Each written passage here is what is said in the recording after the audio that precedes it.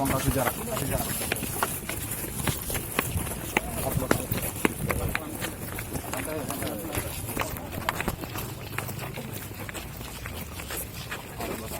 Minggir. Kita cari jalan yang benar.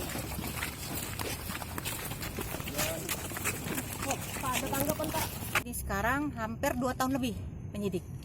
Nah, yang kami sangat sayangkan ini kayaknya ada, menurut klien kami ini ada muatan politis gitu loh. Karena April nanti kalau tidak salah ada pendaftaran calon gitu. Jadi kemana selama 2 tahun ini gitu loh? Karena baru sekarang gitu dilakukan. Apalagi proses penghentian penyidikan yang kemarin dia pra peradilan menang kemarin itu juga baru bulan Februari 2019 baru dihentikan gitu.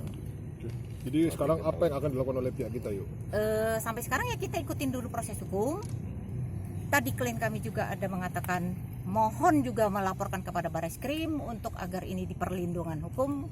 Karena ini sepertinya udah target gitu loh. Jadi merasa dia sudah tidak nyaman dengan dilakukan proses hukum seperti ini. Apakah nanti kami akan melapor ke Bareskrim juga agar ke Propam juga ibaratnya agar lebih di Malam hari ini oleh Polda Sumsel. Oke, jadi penahanan ini sangat miris sekali karena pasca putusan pra peradilan ditolak, bahkan mungkin kemarin pun saksi-saksi ahli sudah menjelaskan bahwa prosedur itu kami masih sangat menyayangkan dengan putusan itu. Kami juga tidak tahu apakah ini ada penekanan, kita tidak tahu. Dan juga terkait penahanan ini juga klien kami dalam kondisi sakit. Tadi diperiksa oleh dokter yang disediakan dari penyidik bahwa itu tensi klien kami 180/100 gitu.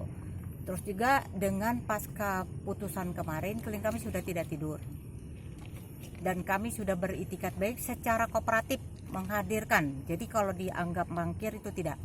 Panggilan pertama ada tugas yang dilakukan dari pemerintahan, terus yang kedua dia kondisi sakit, baru keluar rumah sakit terus putusan pra peradilan dia menghadapkan.